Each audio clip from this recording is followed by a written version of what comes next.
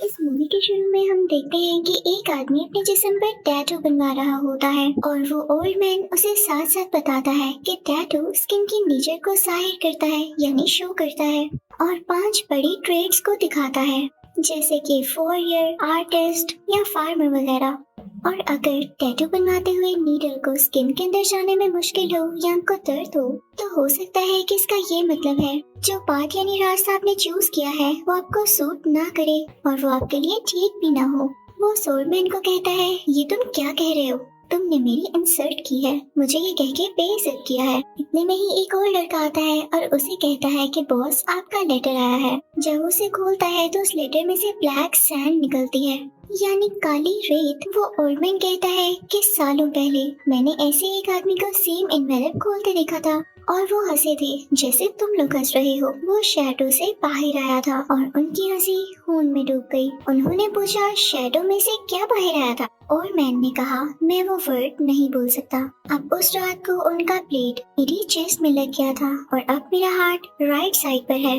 वो दोनों जब उस मार्क को देखते हैं तो कहते हैं कि ये तो निंजा की तरह दिख रहा है, क्या तुम निंजा बोलने के लिए घबरा रहे थे? वो उसका मजाक बनाते हैं कि अचानक से उनमें से एक का सर उसकी बॉडी से अलग हो जाता है और ये सब बहुत परेशान हो जाते हैं और अपनी गन्स रेडी कर लेते हैं। इधर उधर मूव करने लगते हैं कि उसके लिए अलर्ट रहे जो इनको मार रहा है। तभी वहाँ एक फायर आती है और एक आदमी की पाँव की गिट लिपट कर उसको ऊपर खींच लेती है और जब वो नीचे गिरता है तो उसके टुकड़े हो जाते हैं। सब साथी ये देख के गुस्सा हो जाते हैं और बिना सोचे समझे फायरिंग शुरू कर देते हैं। उधर स्नूकर क्लब के पास खड़े आदमी का भी जिस्म 2 हिस्सों में कट जाता है क्योंकि मरने वाले के पास बहुत तेज वेपन्स थे। इसी के साथ ही हम एक और आदमी को देखते हैं जिसके पाँव एक शार्प वायर से कट जाते हैं और वो मुंह के बल गिरता है। फायरिंग करने वाले एक आदमी की तरफ निंजा ब्लेड्स आते हैं जो सीधा उसको और उसके साथियों को जाके लगते हैं जिसकी वजह से उनका खून बहने लगता है। देखते ही देखते उन सबके टुकड़े टुकड़े हो जाते हैं लेकिन उनमें से एक बच जाता है। वो कहता है, तुम जो कोई भी हो मैं तुम्हें ट्रिपल कीमत दूंगा। तुम किसके कहने पर ये सब कर रहे हो? तो वो बूढ़ा आदमी कहता है कि इस सब का कोई फायदा नहीं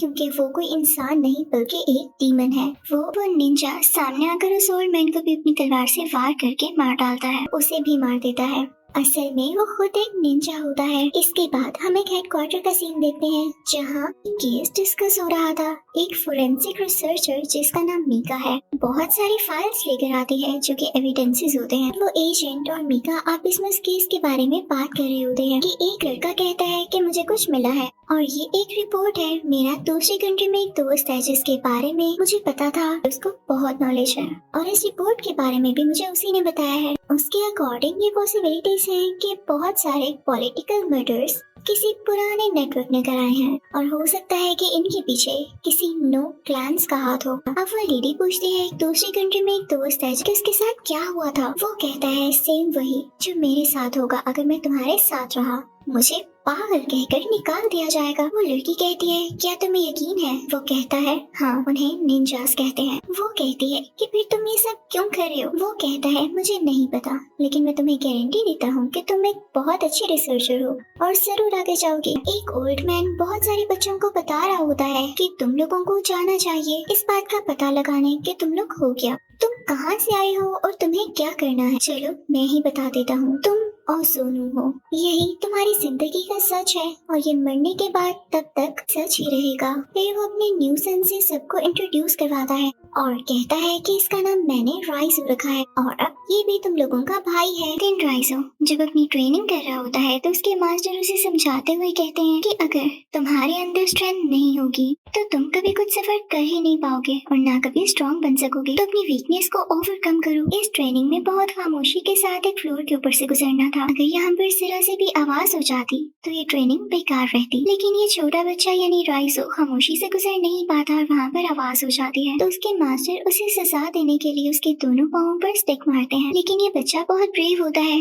उस वक्त इसके पाँवों से खून निकल रहा होता लेकिन फिर भी ये बच्चा अपनी ट्रेनिंग को पूरा कर लेता है। टाइम में हम इस लड़के को देखते हैं जो कि अपने वेपन्स के साथ ट्रेनिंग कर रहा होता है। यहाँ पर इसको एक पास का टाइम याद आता है जब ये बहुत यंग हुआ करता था। यहाँ पर 2 लड़के आपस में लड़ रहे होते हैं क्योंकि ये निंजा ट्रेनिंग जो हो रही थी। मरने वाला लड़का जब नीचे गिरता है तो उसका मास्टर उसके पेट में हाथ डालकर उसका खून निकाल देता है। इससे वो काफी जख्मी हो जाता है। उसका मास्टर उस लड़के से कहता है कि यही असली पेन है, पेन को बर्दाश्त करना सीखो, तुम्हें हारना नहीं चाहिए था। उसे पनिशमेंट के तौर पर एक कमरे में बंद कर देता है ताकि वो जान सके कि पेन असल में होती क्या है। उसको खाना भी नहीं दिया जाता। अब राइजो एक छोटा सा बच्चा होने के बावजूद पहले से भी ज्यादा ट्रेनिंग करता है। यहाँ पर उसका पास्ट ही बताया जा रहा है। यहाँ पर वो एक बच्चे के साथ लड़ने लगता है, किसी ऐसे वेपन के साथ जो कि बहुत शार्प होता है। उसके साथ एक शार्प वायर भी लटक रही होती है। लेकिन इस फाइट की अलग बात ये थी कि दोनों बच्चे जब लड़ रहे थे तो इनकी आंखों पर पट्टी थी। फाइनली राइजो दूसरे लड़के के पाँव पर अपनी वायर को फंसाकर उसे दूर उठाकर फेंकता है। इस तरह से राइजो ये लेवल यानी राउंड जीत जाता है। वो सब खाने की टेबल पर बैठे होते हैं। ओल्ड मैन उन बच्चों से कहता है कि बॉडी को हमारी मर्जी से चलना चाहिए, जैसे भूख और प्यास चलती है। यहाँ तक कि जो ब्लड हमारी वेन्स में है ये हमारी बॉडी की वीकनेस है और इन पर काबू पाओ। तुम्हें ऐसा करना आना चाहिए कि साथ साथ खुद पर भी काबू पाओ। यही एक ओज़ोनो की रियल पावर है और यही एक निंजा का रास्ता है। वो कहता है कि आज रात खाना खाओ और कल तुम सबको 2 गुना ज्यादा काम करना होगा। असल में वो छोटा बच्चा वही लड़का है जिसका नेम राइजो है और उसको वो सब याद आ रहा है। अगले सीन में वो रिसर्चर लेडी मीका उस आदमी की वाइफ के घर जाती है, यानी एजेंट की वाइफ के घर। मीका पूछती है कि क्या हुआ था। वो उसे बताती है कि 2 साल पहले एक मर्डर के बाद इस रिपोर्ट ने टेंशन दी। इसके बाद सब कुछ बहुत डिफरेंट हो चुका था। मेरे हस्बैंड ने और लोगों को हायर किया और सब लॉक्स भी चेंज करवा दिए। इवन हर जगह लॉक्स लगवा दिए गए थे, कैमरास भी लगवाई गई और एक दिन एक आदमी दरवाजे पर आया। उन दोनों ने मेरे हस्बैंड के स्टडी रूम में कुछ देर बातें की। वो यंग मैन तो चला गया। अब मेरा हस्बैंड एक सोल्जर था और रशिया इंटेलिजेंस का मेंबर भी था। उनको किसी का डर नहीं था। लेकिन जब मैं दरवाजे पर गई तो मैंने उनकी आंखों में एक डर देखा। लेकिन वो बड़ी हिम्मत से खड़े हुए और उन्होंने मुझे हिम्मत दी और मुझसे कहा कि वो मुझसे बहुत प्यार करते हैं और उन्होंने मुझसे ये भी कहा कि मुझे ये हमेशा याद रखना चाहिए। मीका ने उससे पूछा कि क्या आप जानती हैं उनमें क्या बात हुई। उसने कहा नहीं। फिर उसने पूछा कि वो कैसे मरा था। वो बताती है कि लाइट्स ऑफ हो गई थी। तुम पहली रिसर्चर हो जिसने मेरे हस्बैंड के बारे में पूछा और उनके केस को सीरियस लिया है। ये जानना अच्छा होगा कि वो किसी वजह के बगैर नहीं मरा। तो मीका कहती है यानी वाकई उनके मरने के पीछे कोई रीजन थी। अब वो उसे एक बॉक्स देती है और कहती है कि वो चाहता था कि ये आप देखें। मीका वो बॉक्स खोलती है तो उसमें कुछ फुटेजेस होते हैं। वो जब उनको प्ले करती है तो उसमें वही लड़का दिखाई देता है जिसका नाम राइजो है। राइजो को वो सब याद आता है कि कैसे उस ओल्ड मैन ने उसकी ट्रेनिंग की थी। अगले सीन में मीका उस एजेंट की वाइफ के बारे में सर्च कर रही होती है। उसका कुलीग आकर उससे पूछता है तुमने एजेंट के साथ बहुत काम किया है और उसके साथ लंच भी किया था। वो कहती है कि तुम ये सब कैसे जानते हो। हाँ, हम कभी कभी एक साथ लंच कर लेते हैं और ये आमतौर पर तभी होता है जब हम एक साथ कोई काम कर रहे हो। यहाँ पर किसी दूसरे एजेंट की बात हो रही है जिसका नाम एजेंट मोस्लो है। अब उसका कुलीग मीका से पूछता है कि क्या उसने कभी आपके साथ ऐसा बिहेव किया जो आपके लिए बहुत डिफरेंट हो और आपको वो ठीक न लगे। तो मीका कहती है नहीं। लेकिन क्यों, क्या मोस्लो ने कुछ किया है। तो उसका कुलीग कहता है कि मैं जनरली पूछ रहा हूँ क्योंकि उस पर बहुत ज्यादा वर्कलोड है। अगले सीन में मीका मोस्लो से मिलती है और सारी सिचुएशन बताती है कि कैसे उसका कुलीग उसके पास आया और मोस्लो के बारे में पूछा। तो मोस्लो कहता है कि हमें केयरफुली चलना पड़ेगा, तो मुझसे पूछे बगैर कुछ नहीं करने वाली, ठीक है। मीका वहाँ से जाकर उस ऑर्फनेज के बारे में पढ़ती है जहाँ 10 साल की उम्र के बच्चों को निंजा की ट्रेनिंग दी जाती है। फिर हम ओल्ड मैन को देखते हैं जो कि एक लड़की से बात कर रहा होता है। उसका नाम किरिको होता है। ओल्ड मैन उसे कहता है कि इसे इस ब्लेड से कट करो। वो ये नहीं करती तो वो ओल्ड मैन उसके फेस पर वो ब्लेड मार देता है और कहता है तुम रूल जानती थी। राइजो किरिको के पास आता है क्योंकि वो उसकी हेल्प करना चाहता था। रात का वक्त था और बारिश हो रही थी। किरिको भाग रही थी और राइजो भी उसके पीछे भागता है। वो उसे कहता है कि तुम ये सब क्यों कर रही हो। वो ओल्ड मैन तुम्हारा हार्ट निकाल लेगा। किरिको कहती है कि वो ऐसा नहीं कर सकता। वो उसे भी अपने साथ आने को कहती है लेकिन वो कहता है कि मेरी जिंदगी यही है। ये कहकर वो चली जाती है। अब कुछ देर बाद राइजो के हाथ में हम मीका की पिक्चर देखते हैं। इसके बाद हम देखते हैं कि वो एजेंट और मीका आपस में मिलते हैं। वो एजेंट मीका से कहता है कि तुम अपना बैग पैक करो और हॉलीडेज पर चले जाओ। साथ में वो उसे एक गन भी देता है और कहता है कि अनट्रेसेबल है और इसका कोई सीरियल नंबर भी नहीं है, तो ये तुम्हारे पास रखना सेफ है। अब मीका अपने ऑफिस जाती है तो वहाँ उस पर कुछ निंजास अटैक कर देते हैं। तो राइजो उसे बचाने आता है। वो उसको बताता है कि ये सब तुम्हें मार डालेंगे। इसके बाद हम देखते हैं कि वो दोनों कार में जा रहे होते हैं। तो मीका उससे पूछती है कि हम कहाँ जा रहे हैं। वो हमारा पीछा कर रहे हैं। राइजो कहता है कि मैं जानता हूँ वो हमारा पीछा कर रहे हैं। मीका कहती है कि मैं उन्हें देख नहीं सकती। वो कहता है वो हमें हमारी सेंट से ढूंढ लेंगे। वो खुद को राइजो से इंट्रोड्यूस कराती है। वो उसे कहती है कि अच्छा तो तुम एक ऑर्फन हो, राइट? मीका मुझसे पूछती है लेकिन तुमने मुझे क्यों बचाया? अब यहाँ पर राइजो को कुछ फ्लैशबैक आते हैं और उसे सब याद आता है जब ओल्ड मैन ने उस एक आदमी के बारे में कहा था जिसने गोल्ड वॉच पहनी हुई थी।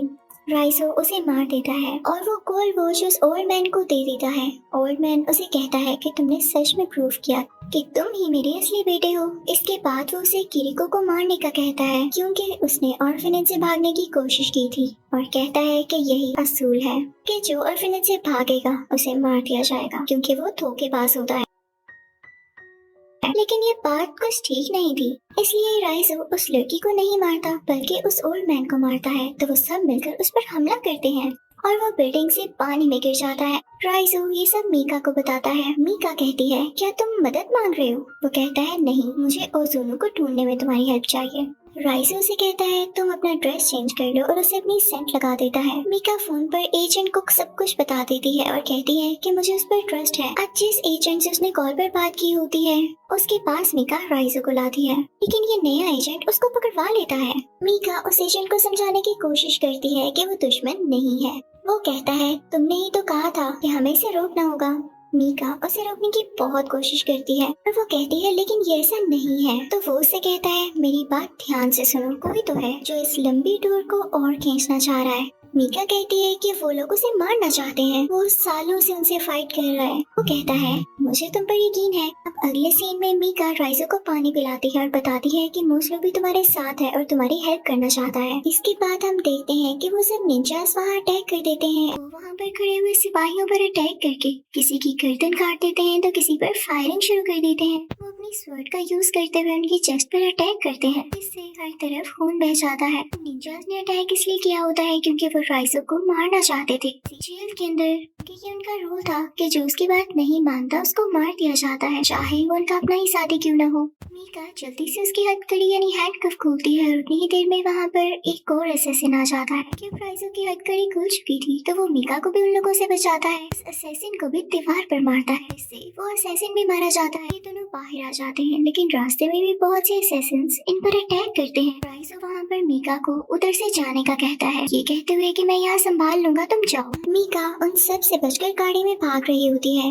वहाँ पर एक बार फिर से बहुत जबरदस्त फाइट दिखाई जाती है जहाँ पर राइजो निंजा से लड़ता हुआ दिखाया जाता है। वो अपने वेपन्स का बहुत अच्छे तरीके से इस्तेमाल करते हुए सारे असैसिन्स को एक एक करके मारता जाता है क्योंकि राइजो वाकई एक बहुत अच्छा असैसिन था। वो निंजा राइजो को मारने ही वाला था कि मीका ने उसे कार से टक्कर मारते हुए राइजो को बचा लिया। अब राइजो बेहोश पड़ा होता है लेकिन मीका उसे कहती है कि मुझे पता है कि मेरे कहने से कोई फायदा तो नहीं होने वाला क्योंकि तुम होश में नहीं हो। मैं सिर्फ एक फोरेंसिक रिसर्चर हूँ। ये कहने का एक अच्छा तरीका है कि मैं एक लाइब्रेरियन हूँ। मैं अपनी तरफ से कुछ नहीं कर सकती कि तुम्हारी मदद कर पाऊँ। मैं बस अपनी जान बचाने के लिए तुम्हें थैंक्स बोलना चाहती थी। इसके बाद हम देखते हैं कि वो ऑफिसर्स उसे ट्रैक करके पकड़ने आते हैं तो वहाँ मीका उनसे कहती है 10 मिनट पहले वो उसे ले गए।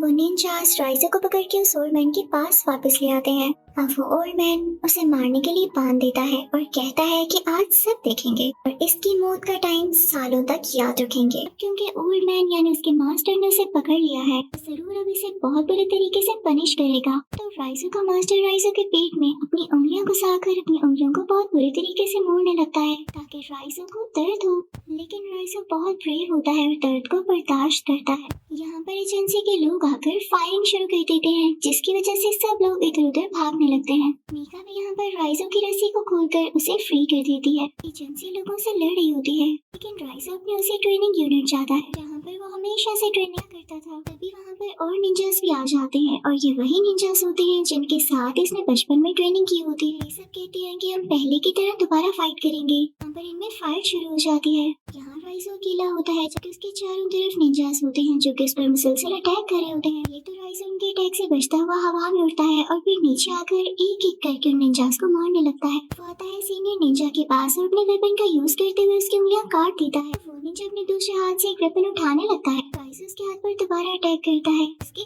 गर्दन काट देता है। उसने उसको बहुत बुरी तरह से मारा होता है क्योंकि जो उसके पास शार्प वेपन होता है वो उसने उसकी गर्दन में घुसा दिया था। अब राइजो की आखिरी फाइट होती है उसके अपने ही मास्टर यानी उस ओल्ड मैन के साथ, और ये वही जगह होती है जहाँ पर वो खामोशी से चलने की ट्रेनिंग किया करता था क्योंकि राइजो एक स्टूडेंट था और वो ओल्ड मैन उसका मास्टर। तो राइजो कभी भी मास्टर से आगे नहीं निकल सकता था। वो मास्टर उसे बार बार मारने लगता है, उस पर वार करने लगता है और राइजो उसे कुछ भी नहीं कह पाता। लेकिन फिर राइजो हिम्मत करके अपने मास्टर पर अटैक करता है और इसके पास से बहुत तेजी से गुजरता है ताकि मास्टर उसे रोक ही ना सके, और ऐसा ही होता है। इतनी ही देर में एजेंसी के कुछ लोग वहाँ उसे बचाने के लिए पहुँच जाते हैं। राइजो उस बुरे आदमी से फाइट कर रहा होता है तो मीका से बचाने आती है तो वो ओल्ड मैन मीका को भी मार देता है और फिर आखिरकार वो अपने मास्टर के कंधे यानी शोल्डर में तलवार मारकर उसे भी बहुत बुरे तरीके से मार डालता है। लेकिन लकीली मीका अभी जिंदा थी। अब लास्ट सीन में राइजो को वो सीन याद आता है जब किरिको ने उसे अपने साथ भागने को कहा था। लेकिन इसी फ्लैशबैक के साथ मूवी यहीं पर एंड हो जाती है। Thank you for watching.